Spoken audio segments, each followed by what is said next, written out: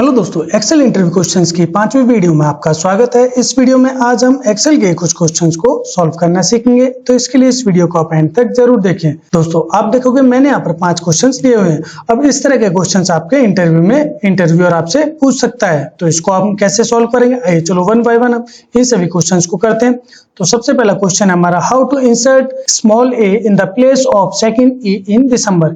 ये जो आपको यहाँ पर दिसंबर दिख रहा है, अब इस दिसंबर में हमें यहाँ पर देखेंगे जो सेकंड ई है उसको रिप्लेस करके हमें यहाँ पर ए लिखना है। तो इसको हम कैसे करेंगे, आइए चलो मैं आपको बताता हूँ। इसके लिए मैं इक्वल टू लिखूंगा, उसके बाद में सब्स्टिट्यूट ब्रैकेट स्टार्ट, टेक्स्ट में मैं यहाँ पर इस टेक्स्ट को सिलेक्ट करूंगा जिसमें टेक्स्ट में से हमें अल्फाबेट को चेंज करना है। तो मैंने यहाँ पर वो टेक्स्ट सिलेक्ट कर लिया, उसके बाद में कॉमा, उसके बाद में ओल्ड टेक्स्ट। अब इस टेक्स्ट में से हमें क्या रिप्लेस करना है, तो यहाँ पर देखेंगे हमें जो यहाँ पर सेकंड ई यानी हमें ई रिप्लेस करना है। तो इसके लिए मैं क्या करूंगा, ओल्ड टेक्स्ट में मैं इन्वर्टेड कॉमा में ई लिख दूंगा। तो मैंने यहाँ पर ई लिख दिया, देन उसके बाद में कॉमा, उसके बाद में न्यू टेक्स्ट। अब हमें न्यू टेक्स्ट क्या इंसर्ट करना है, हमें यहाँ पर स्मॉल ए इंसर्ट करना है। तो इसके लिए मैं क्या करूंगा, न्यू टेक्स्ट में इन्वर्टेड कॉमा में स्मॉल ए लिख दूंगा, देन उसके बाद में कॉमा, उसके बाद में इंस्टेंट नंबर। अब ये इंस्टेंट नंबर क्या करता है दोस्तों, आप देखोगे हमें यहाँ पर इस दिसंबर में सेकंड ई को रिप्लेस करना है। तो यहाँ पर मैं क्या करूंगा, मैं यहाँ पर 2 लिख दूंगा क्योंकि मुझे यहाँ पर सेकंड ई को रिप्लेस करना है। तो मैंने यहाँ पर 2 लिख दिया, उसके बाद में ब्रैकेट क्लोजर एंटर। तो आप देखेंगे यहाँ पर जो हमारा दिसंबर है उसमें DECEMBER है, लेकिन यहाँ पर दिसंबर में DECAMBER हो जाएगा क्योंकि यहाँ पर क्या किया है, उसने सेकंड ई को रिप्लेस करके स्मॉल ए में कन्वर्ट कर दिया है। तो इस तरह से हम सब्स्टिट्यूट फॉर्मूले से दिसंबर में से सेकंड ई को रिप्लेस करके स्मॉल ए लिख सकते हैं। ऐसे ही हम दिसंबर में से सेकंड ई को रिप्लेस फॉर्मूले से भी रिप्लेस कर सकते हैं। तो इसको हम कैसे करेंगे, चलो मैं आपको फॉर्मूले की हेल्प से बताता हूँ। तो इसके लिए मैं इक्वल टू लिखूंगा, उसके बाद में replace bracket start, old text में यहाँ पर टेक्स्ट को सिलेक्ट कर लूंगा, देन उसके बाद कॉमा। अब स्टार्ट नंबर में यहाँ पर मैं काउंट करूंगा कि हमारा जो टेक्स्ट है वो कौन से नंबर पर है। तो यहाँ पर DECE यानी वो 4th नंबर पे है, तो मैं स्टार्ट नंबर में यहाँ पर 4 लिख दूंगा, देन उसके बाद में कॉमा, उसके बाद में नंबर कैरेक्टर्स। अब हमें यहाँ पर कितने कैरेक्टर्स चेंज करने हैं, हमें सिर्फ यहाँ पर सेकंड ई को रिप्लेस करना है यानी वो एक सिंगल कैरेक्टर है। तो मैं यहाँ पर 1 लिख दूंगा, देन उसके बाद में कॉमा, उसके बाद में न्यू टेक्स्ट। अब हमें यहाँ पर स्मॉल ई को रिप्लेस करके ए लिखना है। तो इसके लिए मैं क्या करूंगा, इन्वर्टेड कॉमा में स्मॉल ए लिख दूंगा, देन उसके बाद inverted comma close bracket close और एंटर। तो आप देखेंगे जो यहाँ पर हमारा दिसंबर था उसमें अब सेकंड ई रिप्लेस होकर वो ए में कन्वर्ट हो गया। तो इस तरह से हम सब्स्टिट्यूट और रिप्लेस फॉर्मूले से दिसंबर में से सेकंड ई को रिप्लेस कर सकते हैं। तो इसके साथ ही हमारा पहला क्वेश्चन कंप्लीट होता है। इसके बाद नेक्स्ट क्वेश्चन है हमारा, what is the EMI if PV is 1,33,000 और रेट 11.50% और NPR 5 साल। अब हमें इस इक्वेशन के अकॉर्डिंग हमें मंथली EMI निकालनी है। तो इसको हम कैसे निकालेंगे, चलो मैं आपको बताता हूं। तो दोस्तों आप देखोगे यहाँ पर मैंने यहाँ पर PV वैल्यू लिखी हुई है 1,33,000 रुपए और यहाँ पर रेट है 11.50% और यहाँ पर NPR है 5 साल। अब हम इस PV रेट और NPR के ब्याज पर मंथली EMI निकालेंगे। तो इसको हम कैसे निकालेंगे, इसके लिए मैं इक्वल टू लिखूंगा, उसके बाद में PMT ब्रैकेट स्टार्ट रेट। अब यहाँ पर रेट देखेंगे हमारा है जो 11.50% है, ये हमारा एनुअल है। सबसे पहले तो हम जान लेते हैं कि जो हमारी EMI वो मंथली होती है, तो मंथली के अकॉर्डिंग हमें यहाँ पर रेट और NPR को भी मंथ में कन्वर्ट करना पड़ेगा। तो हमारा जो रेट है वो 11.50% है, तो इसको हम मंथ में कन्वर्ट करने के लिए क्या करेंगे, सबसे पहले मैं रेट को सिलेक्ट करूंगा, उसके बाद मैं डिवाइड कर दूंगा 12 से। अब हमने यहाँ पर 12 से इसको डिवाइड क्यों किया है, क्योंकि एक साल में 12 महीने होते हैं और जो हमारा रेट है वो भी एनुअल है। तो एनुअल को मंथ में कन्वर्ट करने के लिए हम इस रेट को 12 से डिवाइड कर देंगे। तो हमने यहाँ पर 12 से डिवाइड कर दिया, उसके बाद कॉमा, उसके बाद NPR हमारा यहाँ पर 5 साल है, तो मैंने यहाँ पर 5 साल को सिलेक्ट किया। अब हमें इसको 5 साल को मंथ में कन्वर्ट करना है। तो इसको हम कैसे करेंगे, मैं यहाँ पर NPR को यानी 5 साल को 12 से मल्टीप्लाई कर दूंगा जिससे हमारे मंथ में कन्वर्ट हो जाएगा। उसके बाद में कॉमा। अब यहाँ पर हमारे PV वैल्यू में जब भी मैं यहाँ पर PV वैल्यू को डायरेक्टली सिलेक्ट करूंगा और यहाँ पर ब्रैकेट क्लोज करके एंटर प्रेस करूंगा, तो आप देखेंगे यहाँ जो हमारी वैल्यू वो नेगेटिव आ रही है।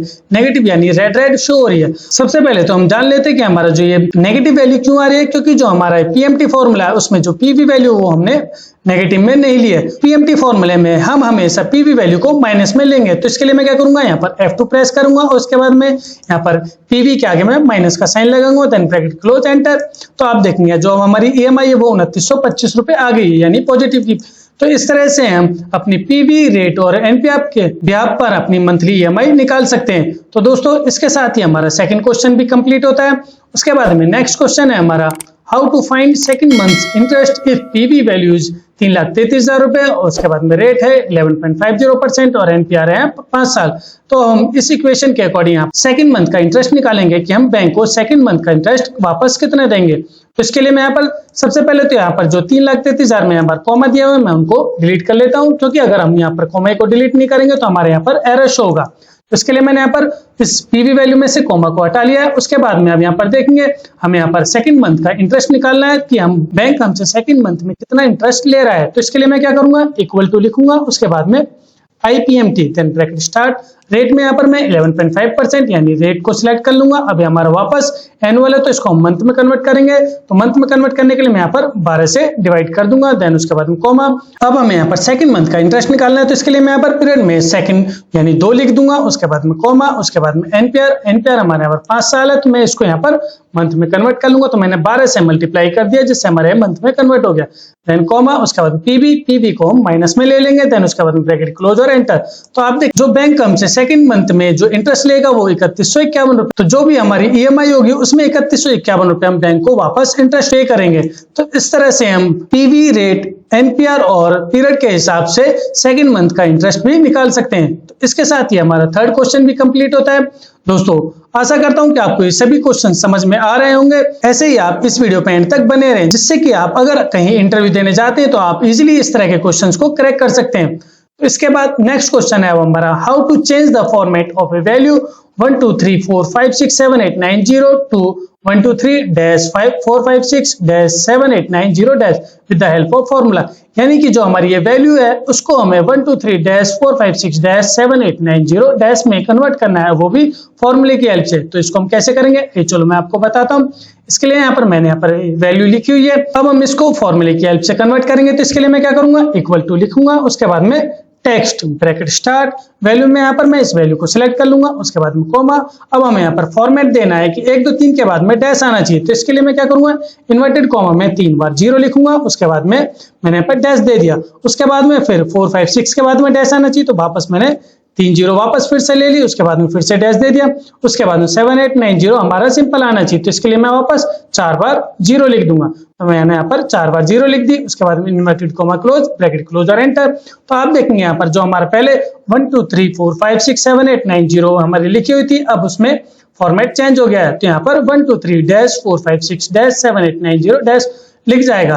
तो इस तरह से हम टेक्स्ट फॉर्मूले की हेल्प से अपने फॉर्मेट को चेंज कर सकते हैं। तो इसके साथ ही हमारा फोर्थ क्वेश्चन भी कंप्लीट हो जाता है। अब इसके बाद में नेक्स्ट हमारा लास्ट क्वेश्चन है, how much incentive will be given to the employees according to the below criteria.